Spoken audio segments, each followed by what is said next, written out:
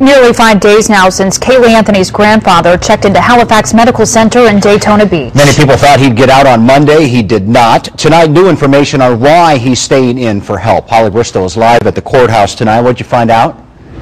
Well, Kayla, I just got off the phone with Brad Conway, George and Cindy Anthony's attorney, and I have 2 new pieces of information that you'll likely find very interesting. Number one, we should know by the end of this week when Kaylee Marie Anthony's public memorial service will be held. Number two, back to George. He is still at Halifax Medical Center, and we should find out sometime tomorrow when he will be released.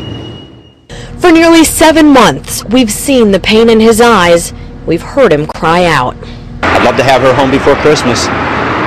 Love to have her home. But when a meter reader found little Kaylee's remains, George Anthony went silent. Then, last week, the ultimate cry for help. George Anthony sent his loved ones text messages saying he wanted to be with Kaylee.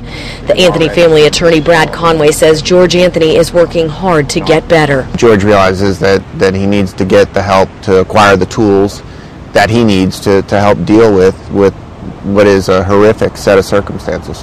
What could be worse? His daughter is in jail facing charges of killing his granddaughter. Several weeks have passed, and still, little Kaylee has not been laid to rest. They want to bury her, and the longer this goes on, the harder it is for them to start the healing process, the grieving process. On top of that, there is little sense of normalcy in George Anthony's life. That's part of the problem. George needs to, anybody going through the grieving process needs to have some normalcy to their life, which includes a job. Problem is, folks are afraid to hire George Anthony. He's looked for jobs and would have been offered those jobs, but for the fact that he's constantly in the public eye. So he's been declined. And last Thursday morning, before George Anthony took off, a potential employer turned him down for the 3rd job in just 1 week. That's what may have been the final straw. And tomorrow we should know when George Anthony will be released from Halifax Medical Center, and at this point it's unclear if he will be going directly home or if he will just be going to some sort of facility that's closer to home for a while. For now, live at the courthouse, Holly Bristol, Fox at 5. We've also learned tonight the burden of the financial loss to the Anthony family has fallen on their son Lee. Lee Anthony moved home to support his parents not only emotionally, but we now know financially. Lee Anthony's attorney tells us the family is in financial dire straits.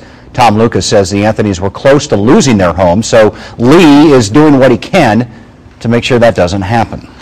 He wants to make sure that his family is secure, safe, and I think he's happy that his father, at least right now, is getting treatment so that hopefully he'll be able to recover from this in the end. Lee is out of town working tonight, but Lucas said he did check on his father Friday when he was first admitted to the hospital.